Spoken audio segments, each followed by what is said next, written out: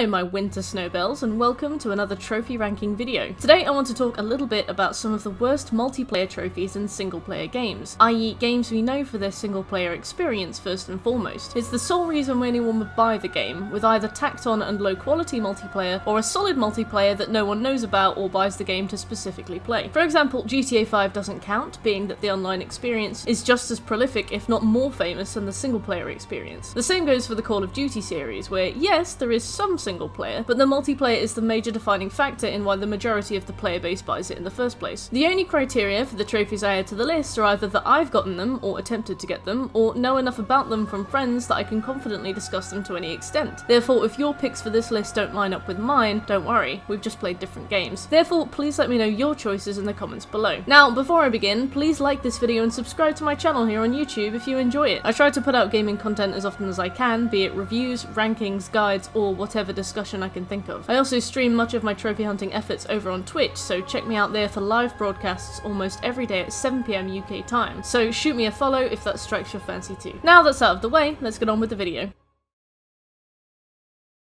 Code Vein was the JRPG answer to the Souls-like genre, a question, can I just say, that nobody asked, considering it was a load of shit. But we're stuck with it now. We are the timeline that got abandoned, so let's just make the best of it. As part of the ineffable experience of Code Vein, you could make your own little husbando or waifu to play during your experience. I remember being vastly disappointed by, first and foremost, the gameplay, but most importantly, the outfit selection. Despite it being an adorable anime simulator, you could pick from like 6 hideous little one-piece outfits, with no customization beyond basic color selection. I've had tuna pasta more exciting than this. I expected fashion and I got a color picker with shoes. As for the game itself, Code Vein is your classic Souls-like template, a series of fairly linear levels with some interconnectivity, some off-shooting paths, some collectibles, some weapons that can be upgraded with plus numbers, some difficult enemies, and an occasional fat health bar boss to test if you're still paying attention. It's a single-player game, but like with the Souls series, summoning is a thing and other players can be called along for the ride from anywhere within their own campaign. You can't play the game together, but you can help each other out in select areas. There are extra optional maps too that can be summoned within, but co-op partners can't be summoned from the main campaign into the optional stuff and vice versa. So you have to decide whether or not you want to co-op the main stuff with the main bosses, with people who will be horrendously shit and will immediately die, but maybe have a little bit of fun in the process, or in the optional area where you might beat several bosses at once quickly, but in a way that's very repetitive and very, very boring, likely taking many hours even with constant co-op potential. Because, you see, for the trophy Exalted Reputation, you need to reach maximum rank as a companion in Code Vein. How do you reach maximum rank? By successfully co-oping 400 times to earn 400 medals. 400 successful co-ops. The problem with Code Vein is that I played it within a year of its release and it was dead in the water. Not only does this trophy require multiple playthroughs, perfectly co-oping every boss without yourself or your partner dying, or vice versa if you choose to be summoned, but it relies on a summoning system that failed before it even properly got going. I played Dark Souls Prepare to Die on the PlayStation 3 in 2019, and the online was still more consistent and more rewarding than playing Code Vein 10 months after its release. In the end, I went and crouched in an extra map called Misty Ruins in an optional area called The Depths that boasted 5 bosses per run. I had to do 80 runs at about 10 minutes apiece, including loading and summoning times, assuming summoning times were consistent, and I was still looking at 15 hours. But summoning times were never consistent, so it was closer to 30. 30 hours of summoning a random, running around, killing the same 5 bosses, and sending them away. Now, 2 years at least since the game's release, you're looking at much worse if this is a trophy you ever want to attempt. Speaking of Dark Souls rip-offs, Dark Souls 3 placed 3rd in its respective series and continued the pattern of severely underutilising its trophy lists, with the classic finish the game, get all the endings, grab all the spells, get all the weapons format of FromSoft trophy lists that gives me an absolute hernia because it could have been so much better. God, what I wouldn't do for a speedrun trophy, or a deathless run trophy. Now, it would be hypocritical of me to criticise wasted potential, so I'll just move on from here, but know that I feel very strongly about this. Instead, we slog through chores like collect all the miracles and join the Covenant of the Dark Wraith, but like I said, this is an oozing symptom of all the Souls games in the series, so why am I mentioning Dark Souls 3 specifically? Because of the proof of Concord kept. For those of you that know what I mean, take a seat. Maybe grab a cold beverage or something. I'm really sorry for bringing this up. I didn't mean to dredge up the memories. I didn't mean to hurt you. For those who don't know what it means, consider yourself spared. You just rolled a spare. Spare me an inch of that fat fucking cock. please.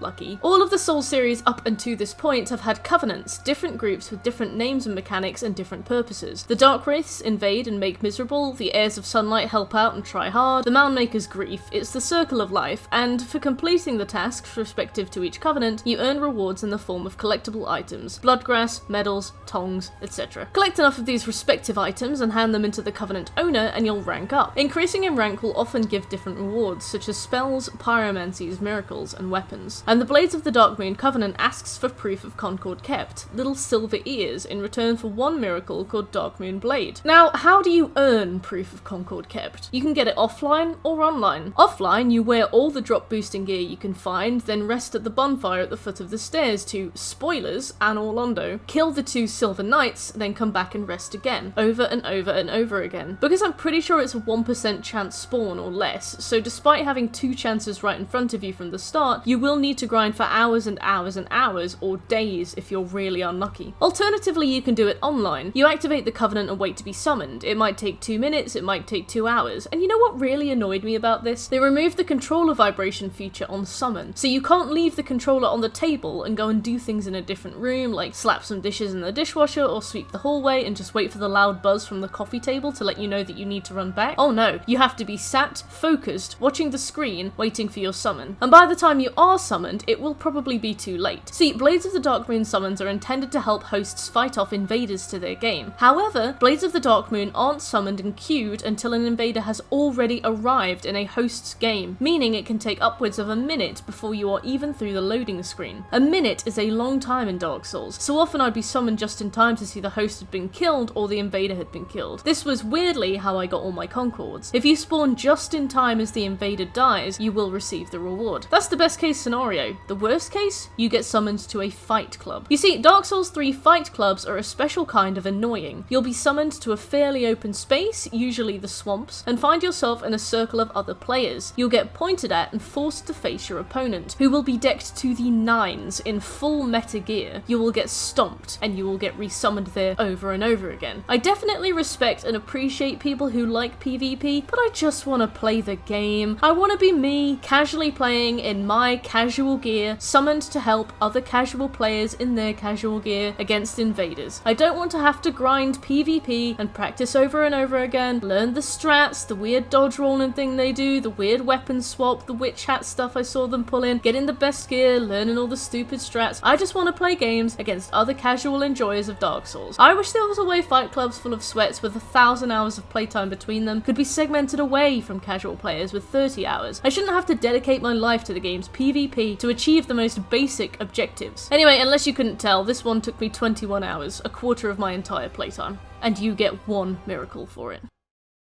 Far Cry 5 was a lukewarm, completely underdeveloped Ubisoft RPG with about twice the unfulfilled potential I'll ever have, and released to some pretty mixed reviews. But I loved it. It's my favourite Far Cry game so far, bearing in mind I've only tried 3, 6 and New Dawn, but it was a charming little map and a fairly interesting story with a soundtrack that still bombards me with overwhelming nostalgia whenever I hear it. Seriously, it is really good. Dan Roma did the best show I've seen in AAA music in a long, long time. After its release came 3 honestly fantastic DLCs, each based on an entirely different premise where the developers and designers were allowed to run wild and actually make something they cared about, with interesting new stories, cool new characters, and genuinely fun concepts. They filled them with jokes they probably weren't allowed to make in the base game, not because they were offensive, but because they were snarky and actually funny, challenges too abrasive for the base platinum, and enemies too out there to be part of a game about a mad uber cult. The best of these, if you ask me, was the zombie DLC, Dead Living Zombies, or the DLZ DLC. See what they did there? Structured into 7 different levels, each a pitch for a different movie, they are narrated to you by the guy actually pitching the movie to his friends in real time as you play through the parts he's describing. These challenges are crammed full of character, even the loading screens are funny. These pitches each involve you playing out a particular gameplay scenario. In some, you need to get from point A to point B. In others, you fight off waves of enemies. Some will combine the two, and every pitch has a standard version and a hard version, and awards stars based on the points you earn out of 3. 3. The standard and hard versions are genuinely different too. Some elongate the levels, some add bosses, some alter the enemies you see or the objectives you need to fulfill. They don't just turn everyone into a bullet sponge, they build on each other really well. Zombie Sasquatches, zombie Wolverines, zombie bears, blood dragons. Yeah, I guess it's just a way to make use of the assets they have sitting around, but fuck it, I loved it. The trophy gold medalist, not their best naming convention, but I'll give them a pass here, asks you to grab the gold medal for every single pitch on their hardest versions. Some of these were filthy pitches, and despite being a single player game with the option to do these solo, they are not very doable solo. Fields of Terror has you pelting through a zombie infested farmland, destroying vials that I just started to call jelly beans. I wasn't really paying attention to what they are or how they work, but the star total here is dictated by how many zombies you kill in the allotted time, so it is possible to cheese this one if you leave one vial up and just kill as many zombies as you can with the time you're given, then quickly snipe the vial just before the level's about to end. The Fast and the Fiendish is a little bit more fortunate being that you're in a car, but playing it solo means you don't have access to the roof-mounted gun, which is honestly the crux of your success here. Like, I have no idea how you'd approach it without, but besides that, it's not awful, being that points are rewarded for your timing here more than anything. So as long as you've got between 2 and 3 minutes left on the clock when you finish, you'll be alright. Undying Love is a strange grave-based rom-com having you move through one graveyard, scale some scaffolding,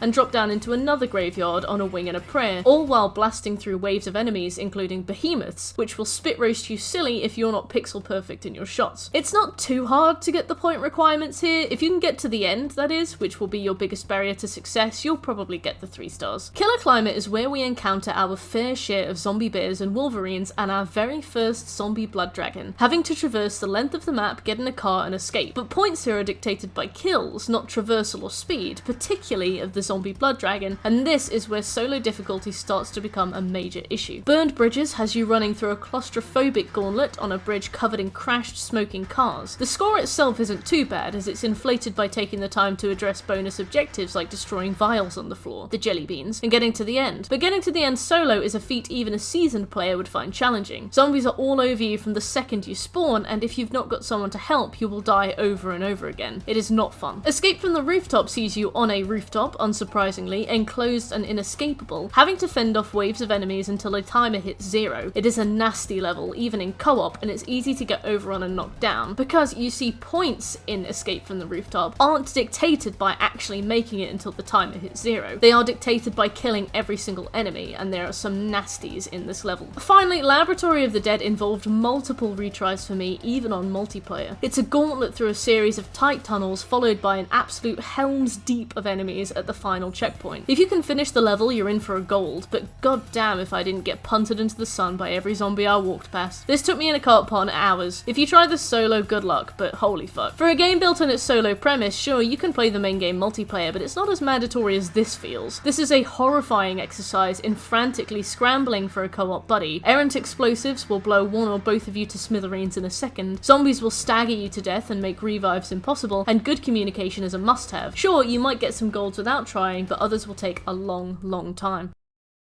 I'm not really sure why, but PlayStation 3 games went to the absolute lengths of slapping in tedious multiplayer that died fast and hard not soon beyond release. Sure, some of these were really good, see The Last of Us Hunter Firefly journeys that a weird number of people dedicated a weird amount of their lives to, and whenever you criticise a niche one, there's always someone that comes out of the woodwork to tell you how much they enjoyed it, but in practice there never seemed to be anyone online, and grabbing all the trophies ended up being at best a miserable slog, and at worst an impossibility. Tomb Raider was one such title, with an online that I never even knew existed until well into 2021, a hushed whisper between trophy hunters who really couldn't be arsed dealing with laggy servers and a sparse player base. The Tomb Raider multiplayer worked a lot like Time Splitters or other such mode-based onlines of the time. There were 4 modes: Rescue, Cry for Help, Team Deathmatch, and Free-for-All. Deathmatch and Free-for-All are fairly self-explanatory, so I won't go into those, but Cry for Help was a strange round-based mode where players had to activate radio transmitters before they were killed by the enemy team, and Rescue involved players grabbing grabbing medical equipment before they were also killed by an enemy team. It's universally regarded as crap, many players not even knowing that it existed in the first place, and I'm not exactly sure when it withered away like a sad raisin. There's nothing online that really indicates when or how it fizzled out, but let's just say it would be generous to assume that there was anything to fizzle in the first place. Bearing in mind that this game was released in 2013, the same year the PS4 dropped, you can only imagine a phenomenon like Tomb Raider's flashy online mode was all but ignored in the excitement. Depending on speed, getting to level 60 in said flashy online mode is estimated by the player base to take as many as 15 hours of grind. Sounds miserable? Not yet. The only surefire way to achieve this years after the online died in its sleep involves you starting a private match of the rescue game mode by yourself on the smallest map, Beach, if you're interested, and pick up medical supplies, walk them to the drop-off area, pick up some more supplies, and drop them off again. After 20 drop-offs you will win and you can restart the match and try again. One round is roughly 15 minutes and you'll need to do it around 60 times to get to level 60. 15 hours of picking up medical supplies, walking them to a drop-off point, and dropping them off. Sure, there are worse ways to spend your time, but surely there are more fulfilling ways than a video game that's too stubborn to admit it can't sustain a multiplayer mode. Instead, you struggle along at the whims of the designers in a single-player version of a multiplayer mode, which just begs the question, why even make it a multiplayer mode in the first place?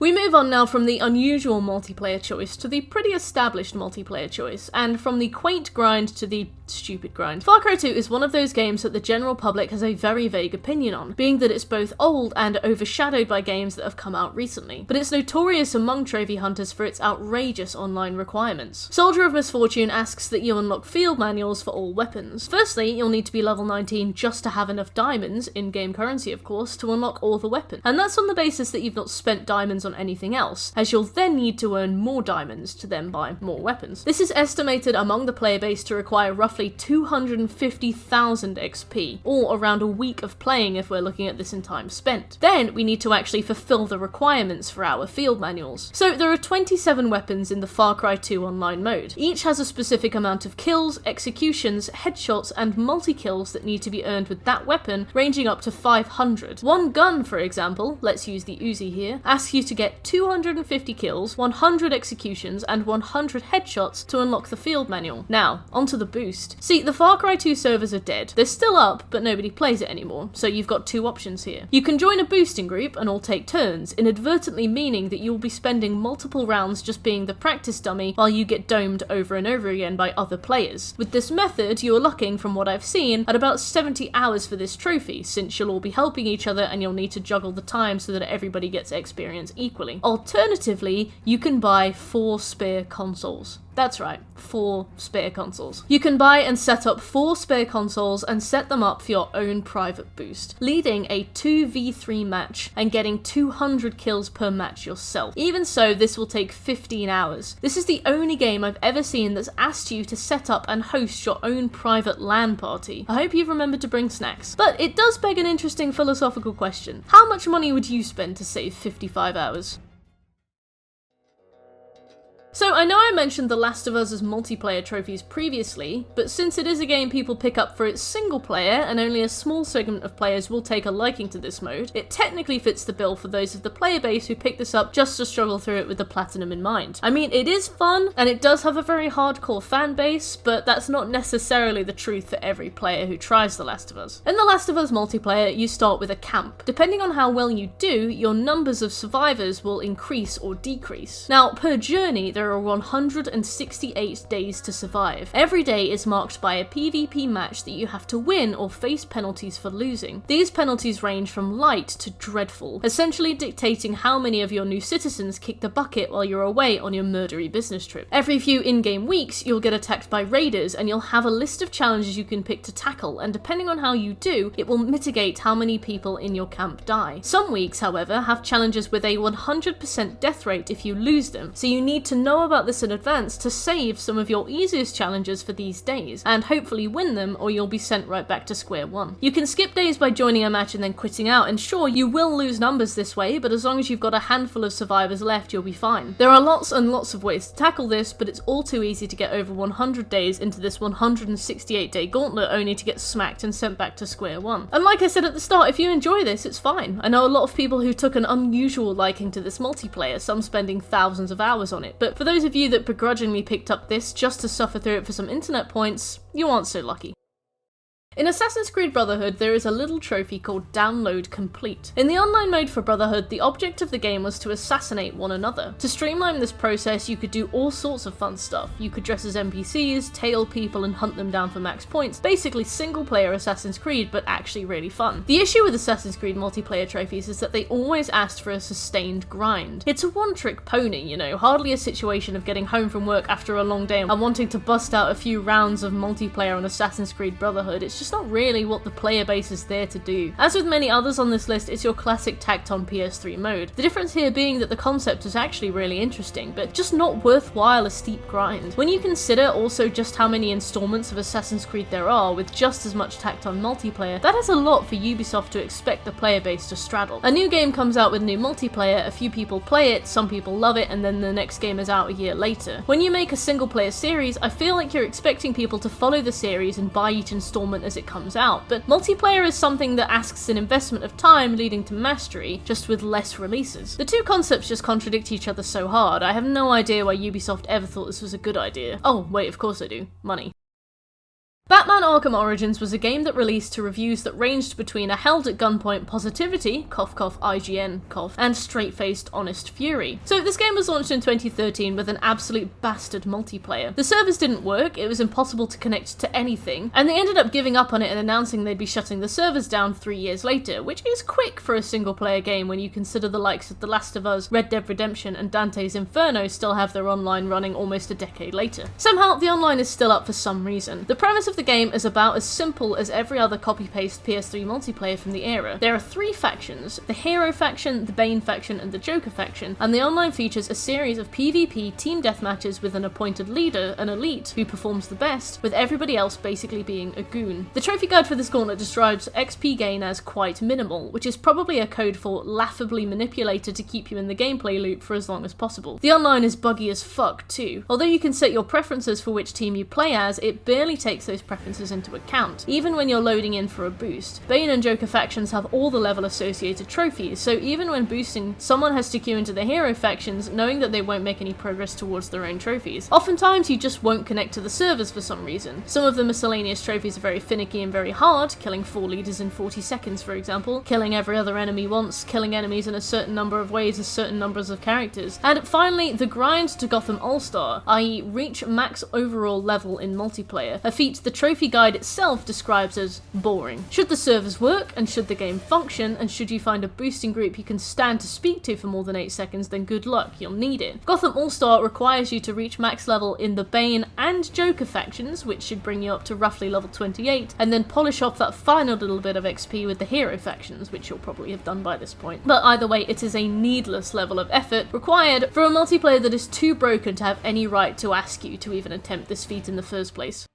Doom Eternal is a charming game that I honestly didn't expect to enjoy, but ended up being one of my favourites of all time. Following on from the much-loved Doom 2016 reboot, or sequel? I don't know. How long does a franchise need to go quiet for something to be considered a reboot? Anyway, following on from a previous game with a similar name, Doom Eternal shook up the typical template by adding more depth to the platforming, with boosts, double jumps, and all sorts of fuckery, and built on the existing casts of enemy demons by adding new ones with all kinds of mechanics and angles of attack. Some of them, like the droids, were very well received, being that they were one headshot away from acting as a chest full of free ammo. Some of them, like the Marauders, besides the mountains of Rule 34 they conjured, were less well received, being that besides how awesome they look, they absolutely grind the gameplay to a halt and force you to patiently wait for cues to hit once, awkwardly standing in mid-range while every other enemy on the map claws you to pieces. One thing that the game didn't build on, however, was the online mode. See, Doom 2016's online mode was, and remains, legendary. It's a fantastic Quake-style online mode with a small selection of weapons and game modes. Even now, after Doom Eternal's release, it's booming. Sure, the servers get weird about twice a day and you'll rotate with the same group of dads so much you'll know which nights they've been relegated to sleep on the sofa, but it's really fun and I enjoyed it a lot. So when Doom Eternal came out, you can bet the new online mode was watched out for with held breath. Arguably the best part of the wider game once the campaign was rinsed clean, and easily the source of my quadrupled playtime. And it was shit.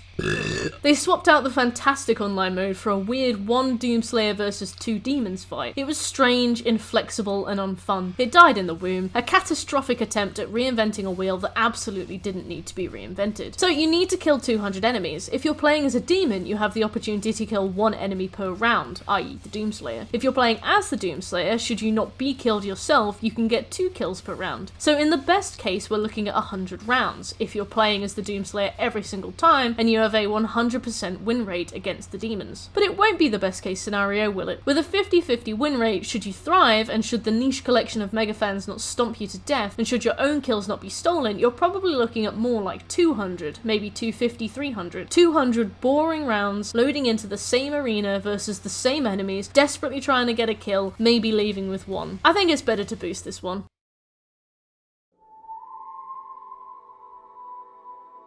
Despite the fame of GTA Online, a good proportion of the Red Dead player base just never really noticed the online mode. And for good reason. It was fairly bare bones, fairly dull. Just the main game map with a few bases to take down and a few games of poker to play, full of max prestige characters with the best weapons in the game spawn camping you on loading. It was really fun. I went back to Platinum Red Dead Redemption in the year of our Lord 2021, and honestly it was still fairly active. Usually occupied by other trophy hunters, mind you, but an honest to god surprising amount of fellow cowpokes looking to do mindless busy work for whatever reason, just walking from base to base or getting wanted levels or collecting bounties on other players. And the best part of it was Rockstar's sheer indignant stubbornness to keep this online ticking along. Did they do that by adding new modes, GTA 5 style heists, or whatever the Wild West equivalent of them would be? Bounty hunting work, hunting? No, they did it by adding trophies. Because if there is one demographic you can trust to always come back, it's the trophy hunters. They did it specifically by adding trophies that require multiple players. So not only did they expect people to return in droves, but they expected people to return in organised droves, i.e. with the same goals in mind, the same earnest wish to play games together in jolly cooperation. They were wrong. One such trophy, Kingpin, was added with the Undead Nightmare DLC and was emblematic of the forced mandatory fun experience provided by Rockstar. In their dying throes, they added a new mode to Red Dead Online, Land Grab, a random minigame available in the overworld during free roam, which acts like a kind of King of the Hill except on an individual basis. One player captures the point and the rest of the players have to steal it off them, fighting amongst themselves to get to the top. And for the trophy Kingpin, you need to fight off 8 unique players during your time on top during one game of Land Grab in multiplayer free roam. So not only does this mean you need to even initiate a successful game of Land Grab, 8 other players need to join and cooperate enough that you can actually have a proper full match. You need to claim the base for yourself, and then you need to survive long enough to individually kill every other player. Bearing in mind they'll be fighting between themselves and weaker players won't even get close to you. It is a huge alignment of planets that was barely possible in the first place. I spent a long time last year getting my character to max level so that I could prestige, and I very rarely ended up in a lobby with at least 8 other people, and I absolutely never would have been able to convince said people to let me kill them in a game of Land Grab. So I joined a Discord server and I boosted it with strangers instead, and it was almost the same amount of fucking hassle.